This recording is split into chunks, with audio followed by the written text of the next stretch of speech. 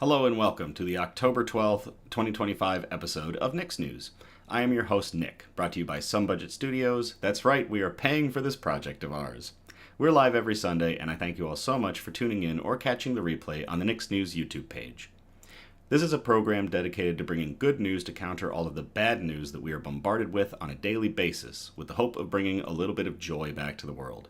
Several of our articles are pulled from sites like goodnewsnetwork.org and goodgoodgood.co, but we appreciate everything sent in by you, the Nick's Newsies. Hello, Charlie. Hello, Yave An. Hello, Dirty Rogue. It's good to see everybody. If my voice is trash, it's because I was out LARPing this weekend, and I did a lot of shouting. More on that later. Let's get into the news brew, because this is going to be a good one. The last time a beer of this class hit my lips, I wasn't very impressed. That's because it was a dreaded pumpkin beer, but I was hoping that the prestige of the brewery that it came from could outdo the taste of the pumpkin. Not the case! Terrible. Absolutely the worst. Hopefully, Cheesecake Marty. Look at that sophisticated glass. Hopefully, Cheesecake Marty from Prairie Artisan Ales will wipe away the failures of the past. This is a 14.9% ABV, high-octane bourbon barrel-aged Imperial Stout that is brewed with espresso beans, vanilla, cheesecake flavors, and natural flavors. I don't know what the natural flavors are supposed to be, but I guess we'll find out. Fingers are crossed that this Marty is one to remember for a good reason. Hey, Nate! Thanks for the hair. Thank you. Yes, I do have a pretty nice haircut and a facial cut, because I was playing a character that has no facial hair, so. Hey, Becky. So, because we have a bottle, we get to use the Bellasong bottle opener. Yes.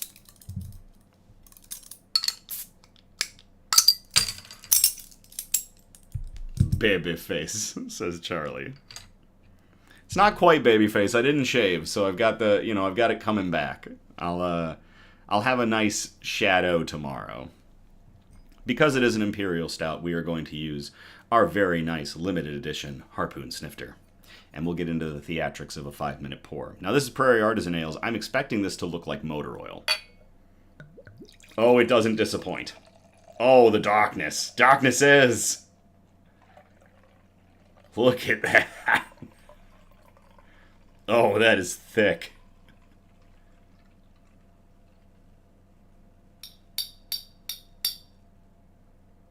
Oh, every last drop of that. Gosh, it's like cleaning the oil in my car. The black hole of beer, says Becky. Dirty Rogue says, darkness. Hey, Tim. Wow. That is a dark beer. So dark that the head is dark on that. Thick with 4 C's, Dirty Rogue. Producer Donna says, hello, darkness, my old friend. That's all I'll do so we don't get copyright struck again. We haven't been copyright struck yet, so hopefully we never will.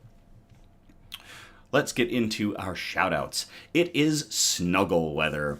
Hoodies and sweaters, chilly nights, and all the glorious colors of fall sprinkled into the trees. It's a wonderful time to head out to Fox Hen Winery, located between Grand Haven and Allendale, for relaxing autumn adventures. Fox Hen, like I said, located between Grand Haven and Allendale. Find it on your Google map. It's buried out there, but it is a fantastic location. They specialize in small batch fine wine and ciders that reflect the Lake Michigan climate. You can check them out Fridays and Saturdays from 1 p.m. to 8 p.m. Eastern to Fox Hen Winery. Cheers. 'Tis the season. Oh my God. Holy crap! Hi, Nico. This is like the dinner chewing gum, or the 3-course meal chewing gum from Willy Wonka. This just hit me in layers. Prairie Artisan Ales. This is a good Marty. In fact, I'm going to take another sip. Oh, yes. We would like to wish a happy Thanksgiving to all of our friends and family in Canada who will be celebrating their Thanksgiving on this upcoming Monday, which would be the 13th. So, to everybody in Canada celebrating their Thanksgiving tomorrow, Monday the 13th, cheers. Nate asks, how many layers were good? All of them. It's like super espresso up front, and then there's a layer of like chocolate, and then it's like really super smooth vanilla cheesecake on the end. That's wild. That beer comes in waves. Oh man. And it's 14.9%. That's going to definitely soothe my aching throat. Fat Bear Week is a single elimination tournament where the public votes online for the fattest, most successful bear in the Katmai National Park in Alaska. The bear with the most votes advances, and one winner is crowned Fat Bear Week champion. We'd like to give a shout out to the 2025 Fat Bear Week to the 2025 Fat Bear Week winner, Chunk. Chunk is a prime example of what it means to be resilient. Facing a broken jaw throughout the summer, nobody knew what the season would look like for him. But there is no denying that he defied all expectations. Chunk got fat. And as we know, a fat bear is ready to survive the winter. It's what we celebrate with Fat Bear Week, and today we celebrate Chunk. Congratulations, Chunk, on your victory.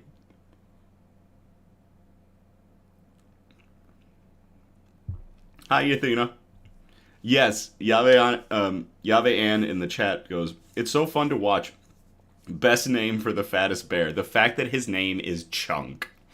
I think we posted a picture of him, too. Producer Donna's going to have to confirm that for me. Tim just said this is a meal in a glass. It is. It's so thick. I'm chewing this beer. All right. Following up on what I mentioned earlier, Haven LARP hosted its final event of this season this weekend, and it was absolutely fantastic. I just want to say great job to all of the players and staff. Another memorable year in the woods is now in the books with all of you. Thank you all so much, and I am looking forward to next season. So to Haven LARP, cheers. Becky says the brown bear. I think you guys did. Thank you, Becky. Nico says, everyone was so great at Haven, Dirty Rogue, it was a lot of fun. Yes, it was a blast. And to close out the LARP season, this upcoming weekend, I will be attending the final event of the season for Waypoint LARP. Once more into the abyss, my friends. Cheers.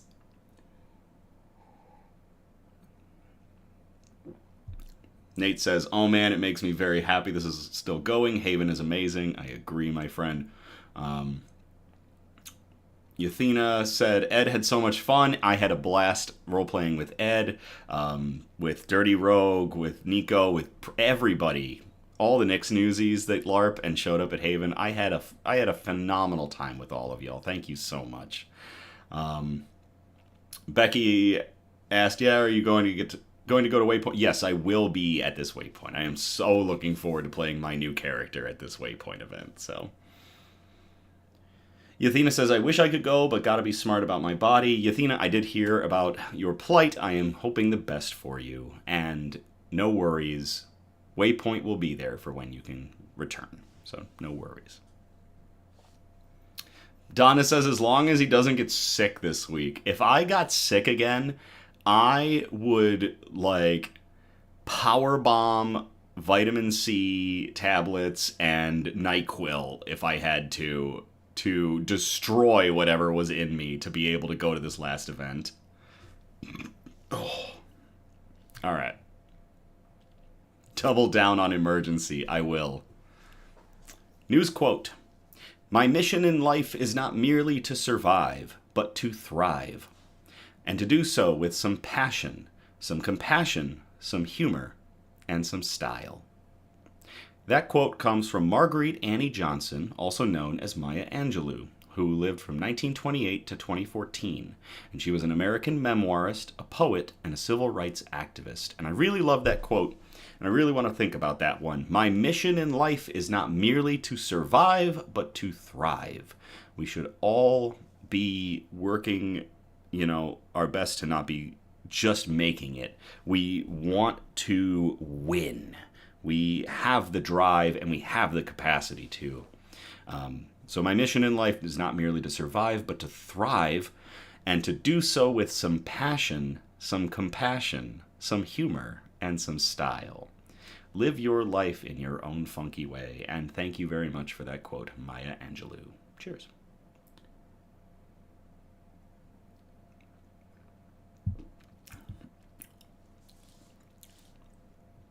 Bug update. The bugs did just fine while I was away, and I wasn't able to bother them. Elmira's excavations are absolutely insane. She's actually out right now, looking at me. It's so wild that she comes out right when I start talking. I don't know if it's because she hears me, or just because it's that time of night, but who knows. Her excavations are bonkers. She's got a couple new tunnels down to her burrow, so it's really cool.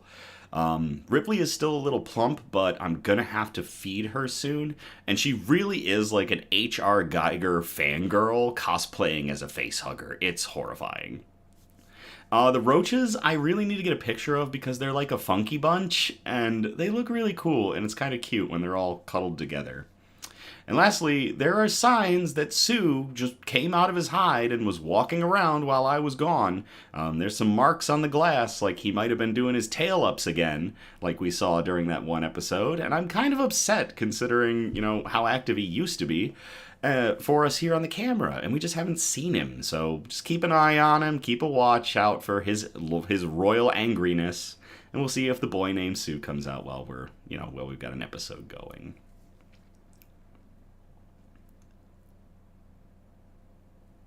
Producer Donna says, Chunk has been posted on the Facebook page. Fantastic. Yathena says, Becky, run fast. Nate says, the events were always fun, but it's the people I miss the most. You will not find a more welcoming community. That is exactly right, my brother. Julie is here. Hello, Julie. I'm here, but I'm also watching football. Yes, I know 'tis the season for us to fight football. So, can you imagine if we ever get to the point where Nick's News legitimately fights football numbers? Wouldn't that be crazy? All right, let's get into our good news. Our broadcast is broken up into 4 major categories, and those categories are science and technology, health and medicine, flora and fauna, aka plants and animals, and wholesome notes, the really nice articles that we like to end on. And we have 9 articles to go through tonight. So we're going to start off in category 1, science and technology. And we called this first article, Taking It From Both Directions. Producer Donna was not happy with me on that one, but hey, that's what happened. I will copy and paste this into the chat if y'all want to read along.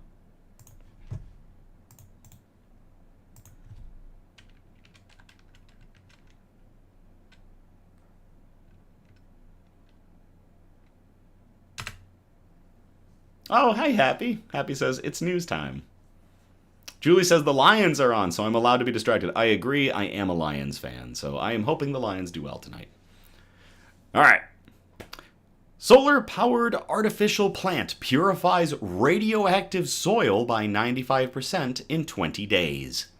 This was published to Interesting Engineering on September 24th of 2025 by Aman Tripathi.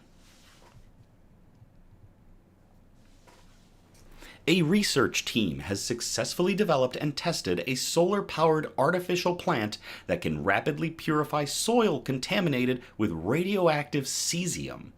The innovative device, which mimics a plant's natural transpiration process, reduced cesium concentration in soil by over 90% or 95% in just 20 days.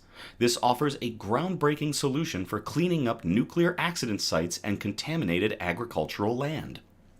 This study holds significance as it demonstrates the possibility of purifying contaminated soil based on solar energy by mimicking natural plants and simply installing the device without any other equipment, said Songkyun Kim, who led the research from the Daegu Jeonbuk Institute of Science and Technology, or the DGIST. Radioactive cesium, particularly the isotope cesium-137, presents a long-term environmental and health challenge due to its half-life of about 30 years. It is highly soluble in water, which allows it to spread easily through ecosystems and be taken up by plants and animals. Once it enters the body, it can build up in muscles and bones and cause cancer or organ damage, explained the researchers in a press release. Events like the 2011 Fukushima nuclear accident in Japan led to widespread cesium contamination, prompting concerns over the safety of agricultural products and seafood.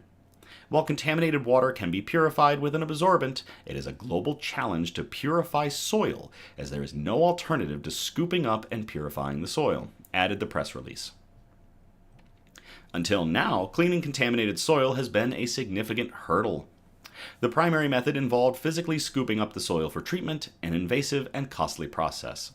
While using natural plants to absorb contaminants has been explored, it's a slow process, heavily dependent on the weather, and the contaminated plants themselves become radioactive waste.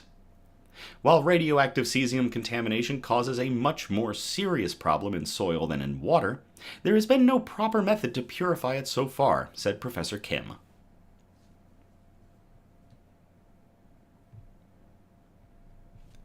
The device, developed by Professor Kim's team, addresses these limitations.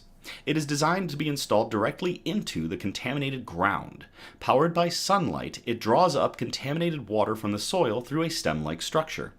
This water then passes into the leaves of the device, where a specific absorbent material captures the radioactive cesium ions. Pure water evaporates, and the evaporated water returns to the soil through the recovery system. Therefore, it is not necessary to replenish the water, highlighted the press release. The device is also reusable. Once the leaves are saturated with cesium, they can be easily replaced. Furthermore, an acidic substance can be used to wash the used leaves to take the cesium out, and the absorbent can be recycled multiple times, which reduces costs and the environmental burden, added the researchers. Experiments showed the technology is highly effective, drastically speeding up the process that would typically take months. Because the device is powered entirely by the sun and doesn't require electricity or an external water source, it is ideal for on-site application at remote accident sites or farmland. That is really cool. A plant-like construct that absorbs radioactive cesium from the soil and is powered by the sun and collects its own water. To everybody at the Daegu Jeonbuk Institute of Science and Technology for cooking this crazy little plant up, cheers!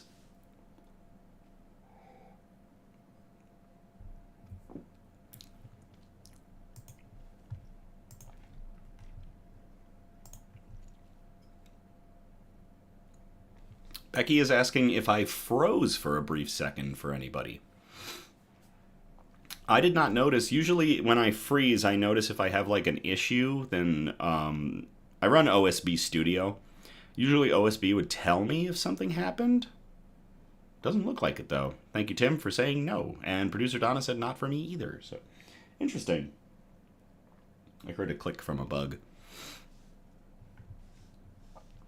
All right. Second article of the night in Science and Technology. Who knew the Swiss would make Archimedes' death ray?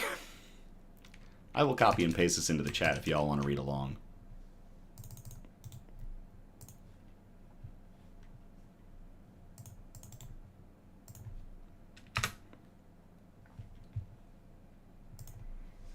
World's first solar furnaces unveiled to recycle luxury Swiss watch scrap metal, or scrap steel. This was published to Interesting Engineering on October 6th of 2025 by Georgina Jedokovska. Tim asks, how do you submit stories to you? The easiest ways to submit stories to us is to either message the Nix News Facebook page, message us on the Nix News Instagram, or email us at somebudgetstudios@gmail.com. All the links are in the description of this video. So those are like the 3 best ways to get a hold of us. Message us on our Facebook page, message us on our Instagram, or email us at somebudgetstudios@gmail.com.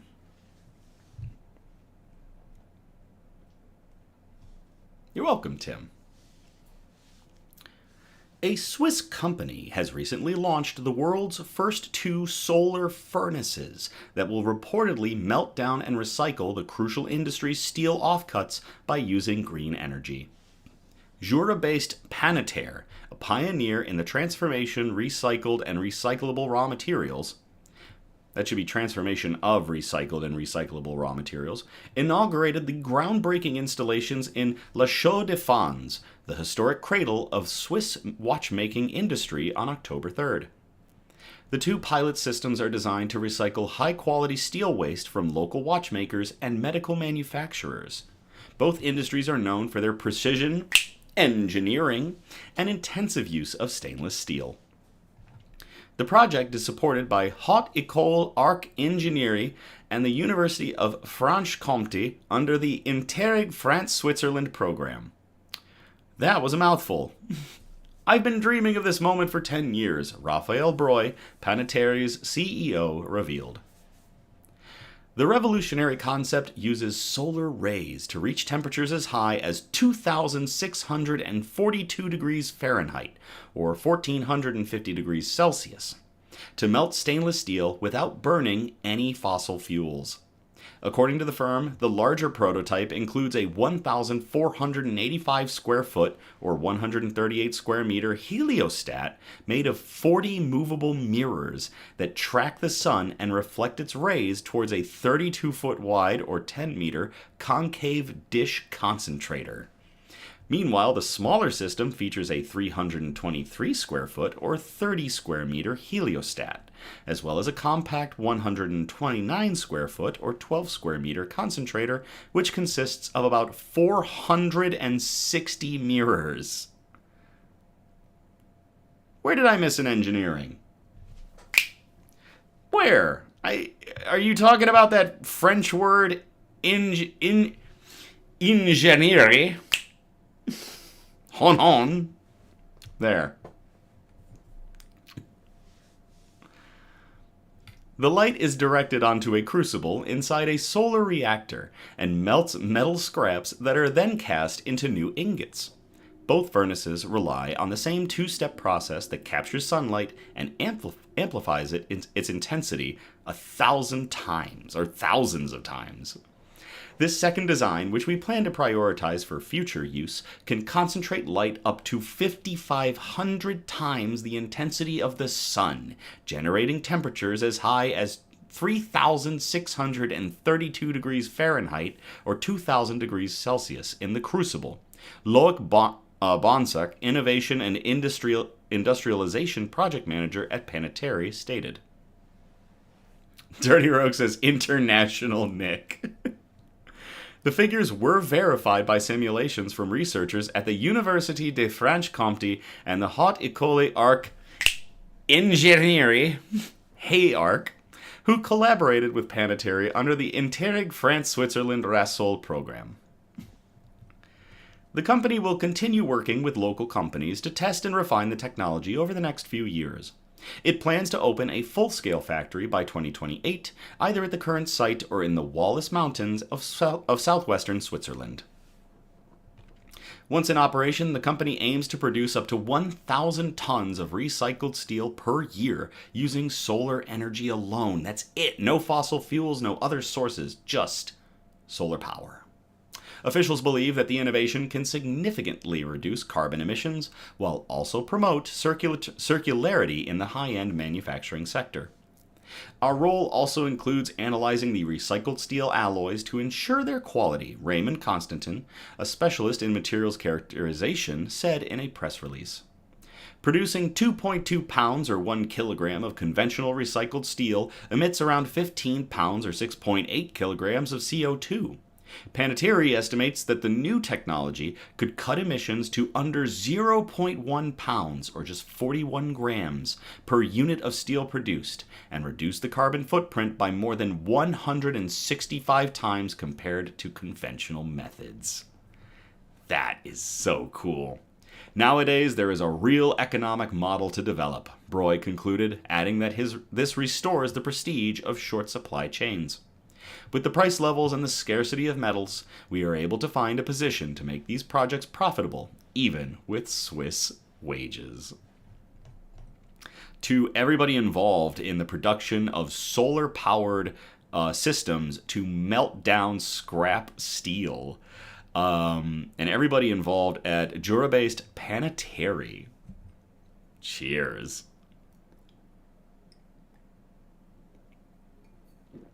Oh, shout out to brand new Nick's Newsies, Steve. Steve, welcome aboard. Thank you for joining us here at Nick's News. Alexander the Great says, love you guys. Love you too.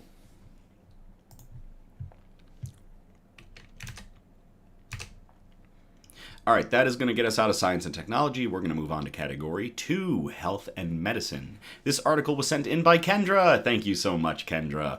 We entitled it, COVID. Fuck COVID. I will copy and paste this into the chat if y'all want to read along.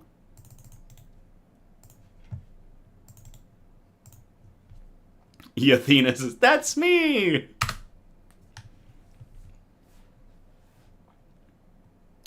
Doctors tested a common drug on COVID. The results are stunning. This was published to Science Daily on September 28th of 2025 by King's College London. A widely available and affordable drug has been shown to be effective in treating seriously ill COVID-19 patients, according to a new international study led by researchers at the Australian National University, or the ANU, in collaboration with King's College London.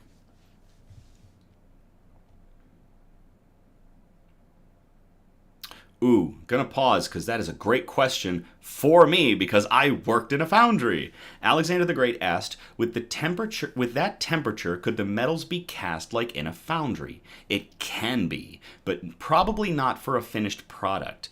What they're doing is they're getting this crucible up to that temperature, and I just closed the article, so I'd have to look back at what the temperature was. Actually, let me just click it. Let me just walk it back.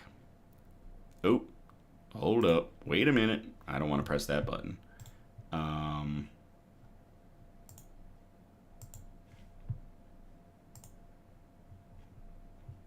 Stream still going? Yes, stream's still going. Okay, let me look at the temperature again. Yeah, you can. So they're getting this... They're getting the crucible up to 2,600 degrees Fahrenheit, which, yes, you can cast stainless steel. You can cast steel at that temperature. But what they're doing is, instead of casting it into an actual final product, they're casting it back into an ingot. So that ingot is then going to go through processing to produce a final product. Back when I was working at the foundry I was at, we were getting ductile iron up to 2,600 degrees Fahrenheit. We were melting up at around 27 to 29, I think, and we were pouring at like 2,600 degrees. For making ingots, though, that should be a great temperature for it for steel. That is really cool, and great question. All right. Back to Kendra's article. The study analyzed data from almost 500 patients hospitalized with COVID-19 across 6 countries. Patients who inhaled heparin were half as likely to require ventilation and had a significantly lower risk of dying compared to those receiving standard care. Heparin, a drug traditionally injected to treat blood clots, was tested in the study in an inhaled form, targeting the lungs directly. As well as acting as an anticoagulant, heparin has anti-inflammatory and pan-antiviral properties. Earlier research results showed breathing and oxygen levels improved in COVID-19 patients after they inhaled a course of heparin.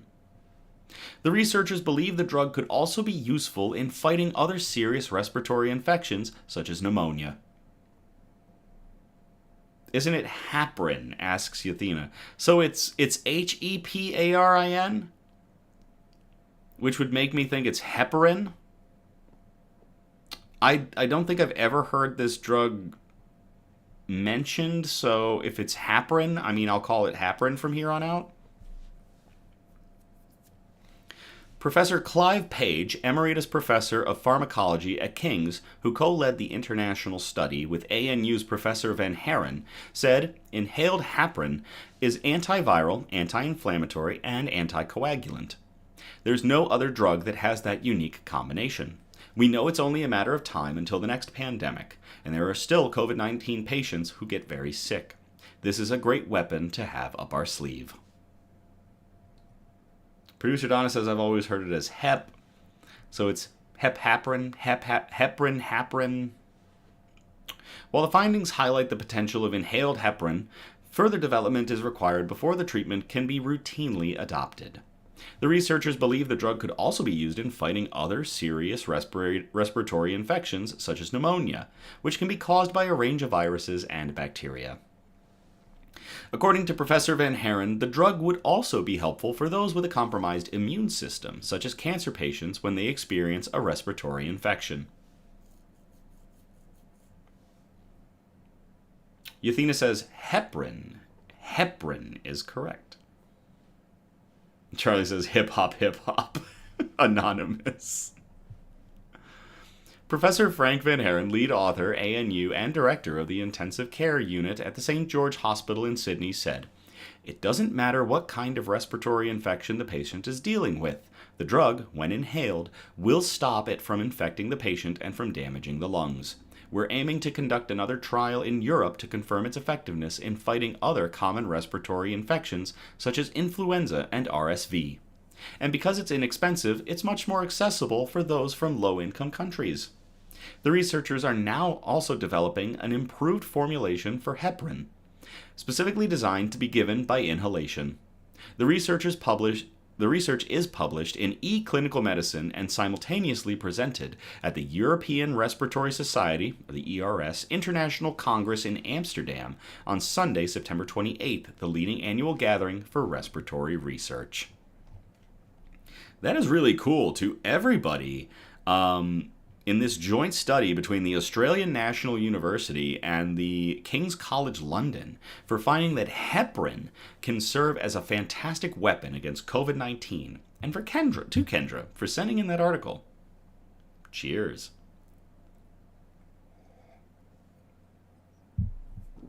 Oh my God. That is just such a good beer. Oh my Lord, it's such a good beer. All right, that's going to get us out of health and medicine. We're going to move on to category 3, flora and fauna, aka plants and animals. This first article was sent in by 2 different Nick Snoozies, Holly and Eliza, so thank you both very much for sending this in. We are titling it, I'm Making a Note Here, Huge Success. I will copy and paste this to the chat if y'all want to read along.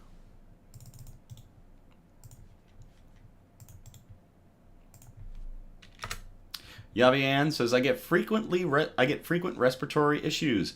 I'll have to note that for later, maybe they'll let me try it next time. That would be awesome. Utah State study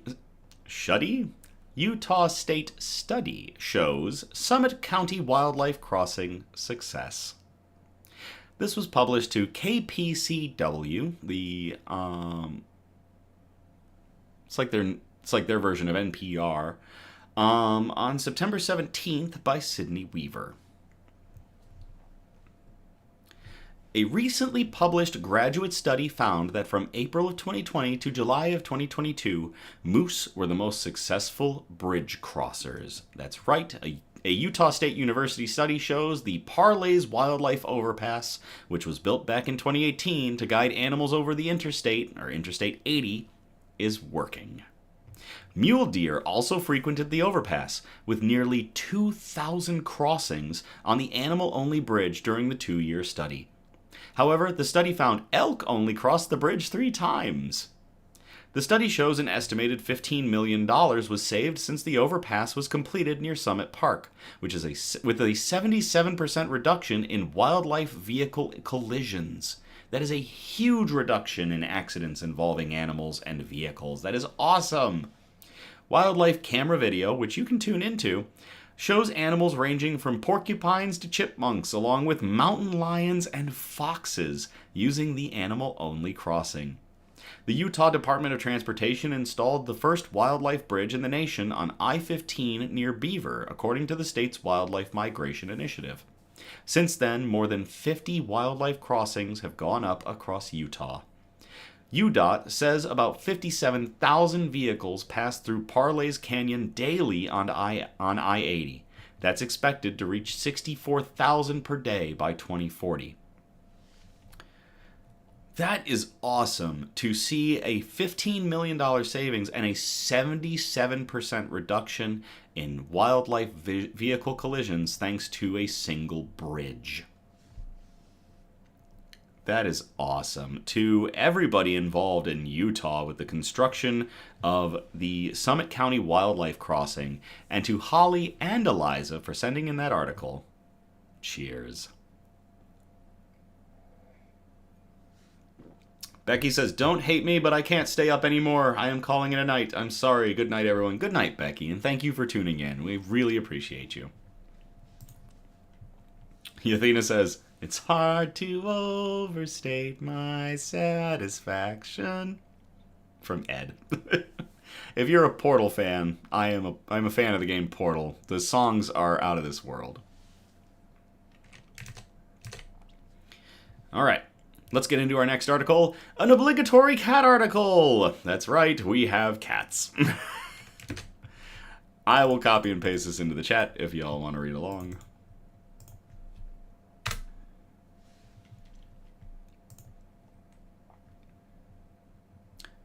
Finding Francine, how Lowe's brought a beloved cat home to Richmond. This was actually published to the corporate Lowe's website on October 6th of 2025 by Max Henson. Several weeks of desperate searching, thermal drones, professional trackers, video surveillance. The teams at Lowe's West Broad Street store in Richmond, Virginia, Lowe's Regional Distribution Center in Garysburg, North Carolina, and leaders across Lowe's corporate office did everything they possibly could to locate their missing cat, Francine, in partnership with the Richmond community. And on Monday, October 6th, when she jumped into the waiting arms of associate Wayne Schreider, that initial reunion said it all. She looked at us, Schneider said, and gave this big meow like, what took you so long? Oh, Francine. Let's just say the story only adds to her growing legend as the unofficial mascot of her city and star of the Lowe's store that she calls home. It all began when Francine, a stray cat who began living at the Lowe's in Richmond 8 years ago, went missing in the middle of September. In the process of trying to locate her, it became clear she hopped onto a truck that was headed to the Lowe's distribution center in Garysburg, roughly 85 miles south of her home in Richmond. Northampton County Animal Control set humane traps at the distribution center, and signs and flyers with Francine's picture were posted throughout every corner of the facility. Everyone was on high alert. From the start, we knew we'd do whatever it took to bring Francine home, said store manager Mike Sita. She's part of who we are. Francine has been described as a beacon of the community, and customers often visit the West Broad Street store to simply pay her a visit. So this search quickly grew into a community-wide effort. In addition to the 246 cameras already monitoring the distribution center, Lowe's brought in thermal drones to scan the area.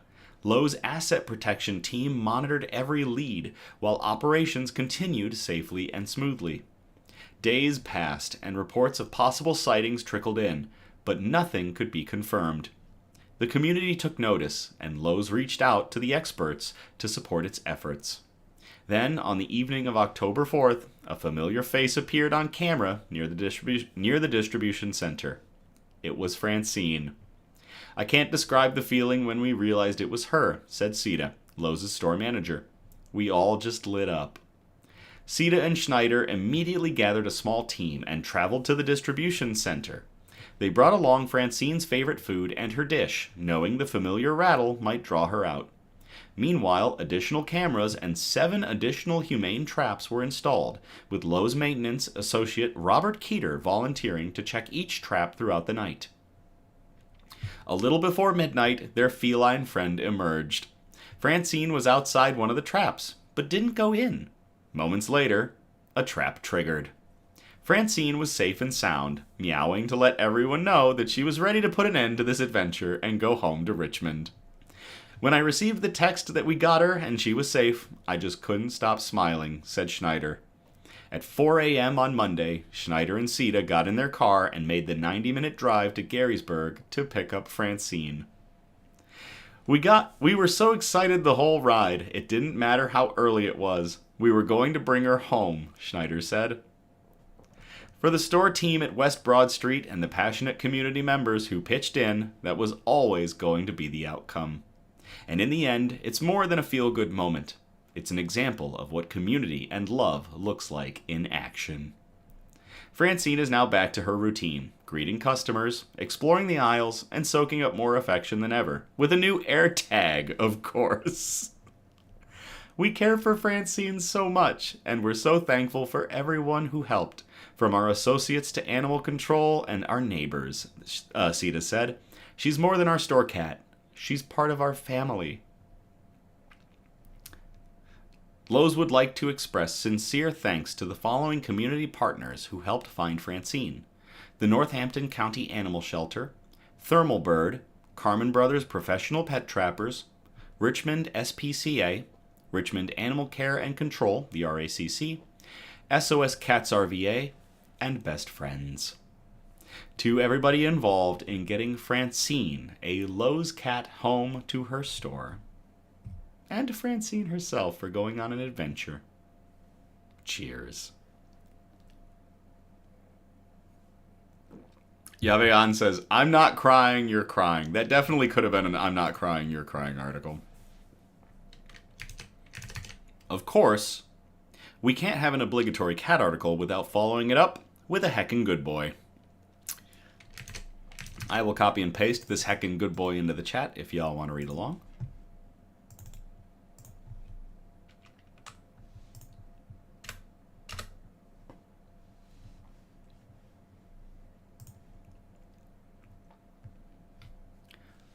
Stray dog saved from death row turns into brilliant detective sniffing out lost animals.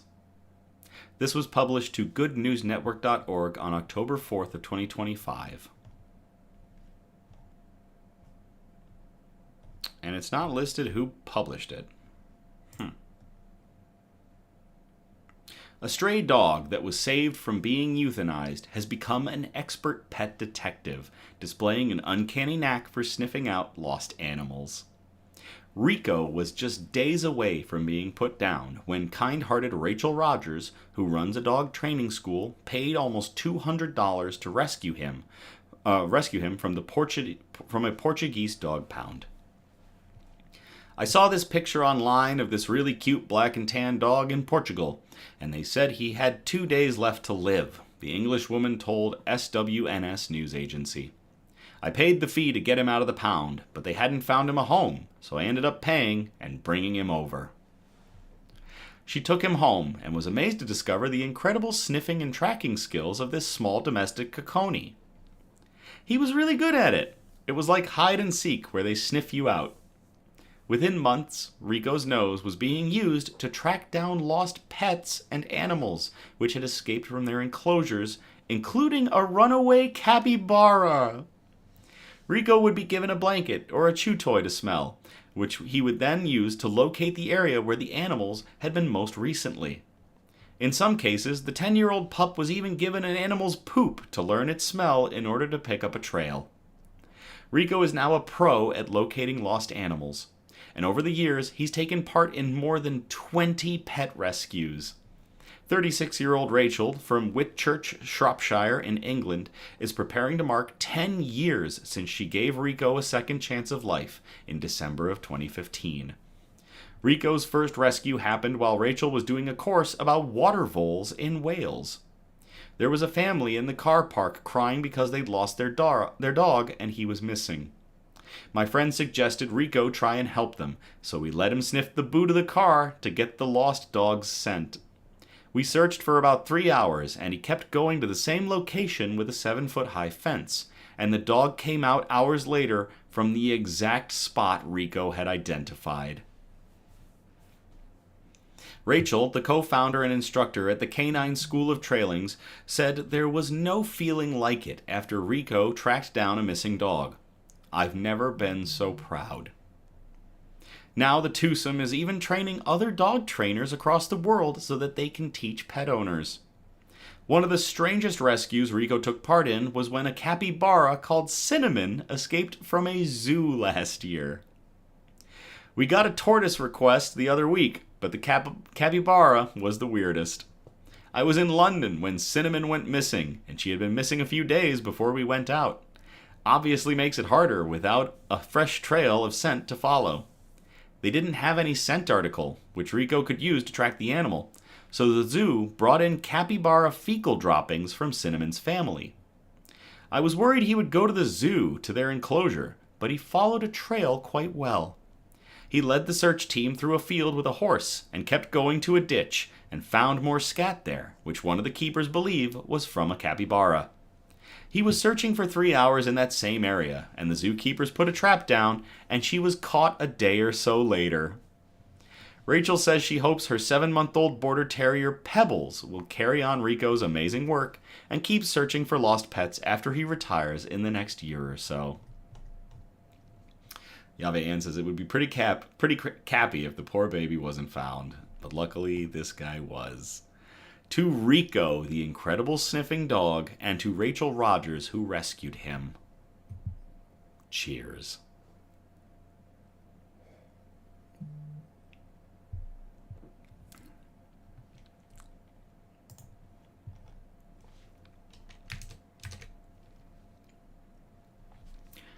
All right, that's going to get us out of flora and fauna. We're going to move on to category 4.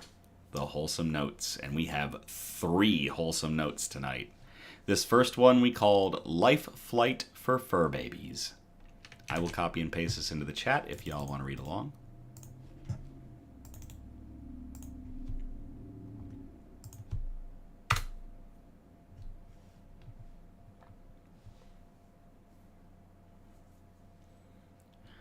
I didn't know if that many cats would fit. Victoria volunteer pilot takes flight for Canadian Wings of Rescue.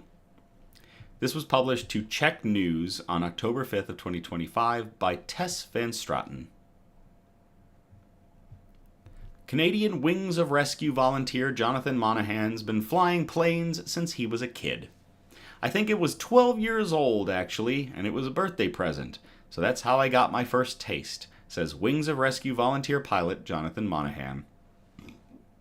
And he was hooked. Jonathan's love of flying took off during more lessons and several years in Air Cadets. I definitely like adventure, he says from his cockpit. I definitely like the freedom as well. The chartered professional accountants had his private pilot's license and a share in this plane for more than a decade now, and this past summer, Jonathan added a new flying experience to his sky-high adventures. There was a request to pick up 15 cats in Fort St. John and bring them to Victoria, Jonathan explains. Shelter space was full in northern British Columbia, and Canadian Wings of Rescue, a completely volunteer-run charity dedicated to saving animals, was asked to help. But there was just one problem. I didn't know if that many cats would fit, Jonathan explains. I know how many people it holds, how many pounds it holds, but I wasn't sure how many cats it carries. It turns out Jonathan's small plane could fit 19 rescue kittens, making it one of the largest feline missions in the organization's history. It turned out to be a little bit of an adventure, Jonathan says. There were some thunderstorms after I came over the Rockies, so we needed to land in Quesnel to wait for those thunderstorms to pass. Despite the turbulence, the cats and kittens turned out to be perfect passengers.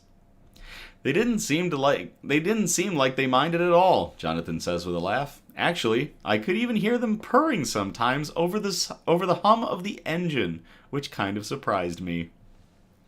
Jonathan's next volunteer mission was to take golden retriever Rosie from a rescue in Chilliwack that was at capacity to a foster home in Prince George. My girlfriend came along. Rosie sat in the back and fed her some treats while we were flying, he explains. For Jonathan, who used to rescue stray cats in rural Nova Scotia and find homes for them when he was a child, volunteering for Canadian Wings of Rescue has helped him combine two of his passions, flying and giving back.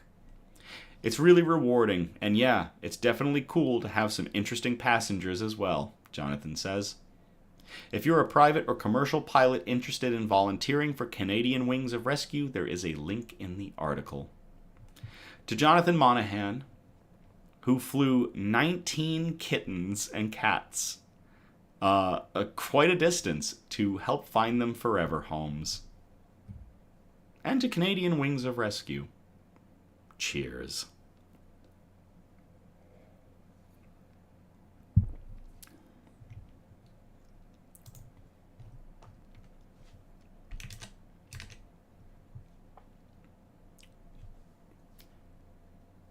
If you have tissues on hand, I recommend you grab them at this time.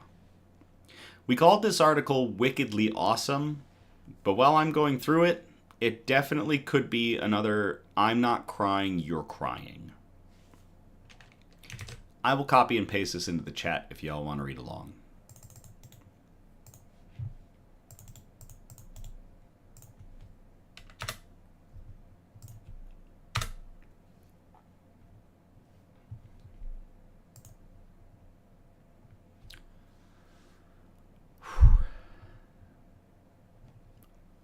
Nine-year-old with stage 4 cancer given early screening of Wicked for Good, checking off her bucket list. This was published to goodgoodgood.co on September 30th of 2025 by Cameron Baker. Brielle Bird is a 9-year-old Wicked superfan. She also has stage 4 cancer. On social media, she and her family have documented her cancer journey with candor and conviction. She's been fighting stage 4 cancer for 5 years. She's currently on hospice, Bird's mom wrote on a recent reel posted to Instagram. We thought her earthly mission was over on October 16th, but here we are, still checking things off her bucket list. About a month ago, Wicked star Ariana Grande sent Bird a care package, complete with movie-related merch, nail polish and makeup, and some comfort items, like plush toys. Thank you so much, Ariana Grande, the overjoyed 9-year-old said to her camera. Grande replied, I've seen your videos, and I think you are the most amazing, most inspiring little light beam in this universe. You're just so incredible, so thank you for being you. I'm sending you so much love and many virtual hugs. I hope this makes you smile, and I'll speak to you soon. Love you. She wasn't lying. As the release of Wicked for Good, the franchise's grand conclusion, nears, Bird's mom expressed how much it would mean for her daughter to see the film, unsure of whether she would be able to upon the theatrical release that was slotted for November 21st. Under the circumstances, November seems so far away, Bird's family shared in an Instagram caption. This dream might be silly to some, but the thought of her not being able to see this movie had me in tears at night. So, 2 months early, folks at Universal Pictures set up an exclusive screening for Bird and her family. In an Instagram post documenting the special event, Bird is seen in a pink Glinda-inspired dress. Walking into a Cinemark theater, she is met with an illuminated Welcome Brielle sign above the theater, and she is seen picking out sweets for her siblings. Bird also got her own goodies, sitting for the show with a big Wicked branded popcorn container and tumbler. The social media post also shared that she was able to invite a handful of cousins, friends, and extended family members. The film's director, John M. Chu, wrote a comment on the post, sharing some more details about the whole project came together. You are loved by so many people around the world, Brielle. I can't tell you how many messages I got telling us all about how amazing you are, and how demanding we get, how amazing you are, and demanding we get this movie to you, he said. So the team worked all weekend to get a work-in-progress version over to you and your family. He continued, adding that the final movie hasn't even been finished for the public yet. I hope you can feel the love, Chu concluded. You have inspired us all and changed us for good. Sending much more love your way, and hope you enjoyed the film with your cousins. Based on the social media post filled with smiles from Bird and her loved ones, it's clear she did. Thank you, NBC/Universal, for making this an amazing experience, Bird's family shared. Not only did she get to see the movie with a drink and popcorn in hand, but they also provided her with all of the Wicked swag. Although the movie's stars, Grande, and her counterpart, Cynthia Erivo, were not in attendance, they both left heartfelt messages on her Instagram page. We love you so, Grande wrote with her signature heart and bubble emojis. Sweet, amazing girl. Erivo's words of encouragement also echoed the resilience of her on-screen persona, Elphaba. Sweet, sweet girl, thank you for spending your time with us. Your love of this movie and of us means the world, Erivo said, later punctuating her message with 2 green hearts. I hope that we brought you a little joy. I hope that this film has made you believe you can fly, that anything is possible. We love you to the moon and back.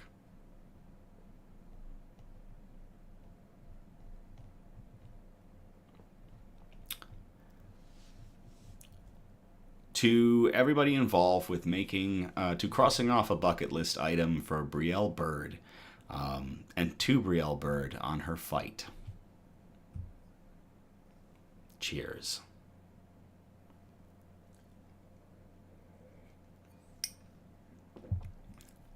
Nate says, I'm going to be honest. And before I read the rest of this, I really echo this. Cancer stories really anger me. I cannot believe we don't actually have workable cures. My jaded mind believes pharmaceutical companies just make too much. Children going through this makes me rage. Love that people are doing these things for our small ones. I echo that statement. It blows my mind at this point that we haven't, with everything that we have at our disposal, that we haven't beaten cancer. But I do love every time we get an article where we get to talk about cancer research and the advances that we are making. But I like more, though it mentions it, that article talks about how good that event was for Brielle Bird. So thank you, Nate, for that statement regarding cancer. Yave Ann says, I'm straight up crying. I am really doing everything in my power right now to hold back tears because I don't have anything to wipe my face with. It's like I am on the edge. I think maybe for Haven LARP, I paint my face. I think maybe there's enough paint shoved into my tear ducts that I'm not crying yet, but I almost broke down during that article. Holy crap.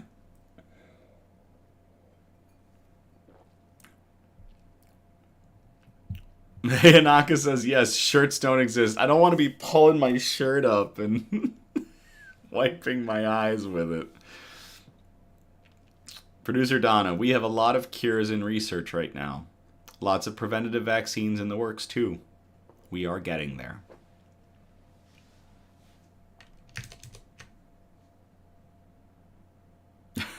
Hanaka says it's the weeping text. All right, we're going to get into our last article for tonight. This one we called this one is a Saviors of All Ages article. I will copy and paste this into the chat if y'all want to read along.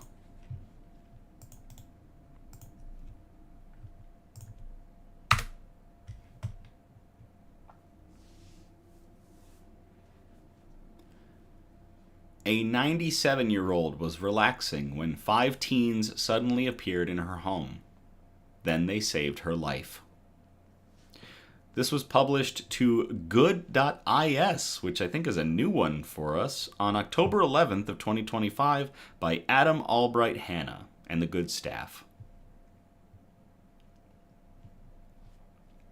A group of 5 teenagers on vacation in Hampshire, England are being hailed as heroes after their quick thinking saved a 97-year-old woman from a potentially fatal house fire, as reported by Island Echo.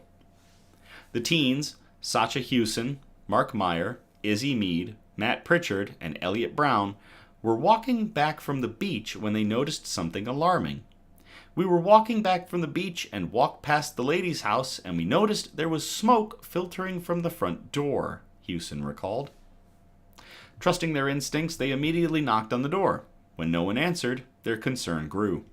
We went into her house and started calling out for anyone inside to make them aware of what was happening. Hewson said, with still no response, they made the crucial decision to enter the home to investigate. Happy says, unfortunately, it's bedtime for me. Thank you all for the good news tonight, Nick. I hope you and the team keep up the good work. Thank you very much, Happy. I appreciate you so much. Thank you for tuning in. Inside the house, they found the source of the smoke, a package smoldering inside a microwave, and discovered the 97-year-old resident resting in her room, completely unaware of the danger. Being hard of hearing, she hadn't heard the smoke alarms going off. She didn't know what was happening, Hewson remarked. The teens sprang into action. They unplugged the microwave, doused the smoking package, and removed the appliance from the house. They then opened windows and doors to clear the smoke, called for an ambulance as a precaution, and contacted one of the woman's relatives. Their decisive intervention prevented a much more serious incident. Group manager Jeff Walls at the Hampshire and Isle of Wight Fire and Rescue Service praised their efforts, stating, "The early action taken by members of the public prevented this incident from becoming more serious." Thanks to the 5 vacationing teens who chose not to ignore a dangerous situation, the woman was unharmed and able to return safely to her home.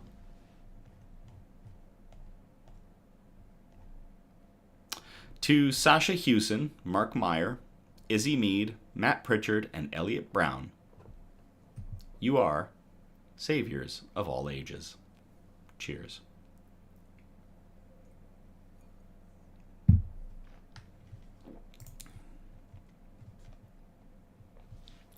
Well, that's going to do it for us tonight in our broadcast. That was 9 amazing articles.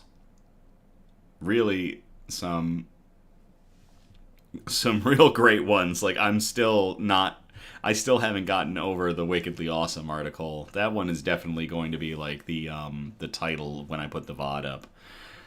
Thank you all again for tuning in or catching the replay on the Nick's News YouTube page. Again, we're live every Sunday, and our next episode will be on October 19th of 2025. We encourage participation, so if you feel inclined, you can message or post suggestions for news brews, shoutouts, news quotes, and especially good news articles that we can present on future episodes.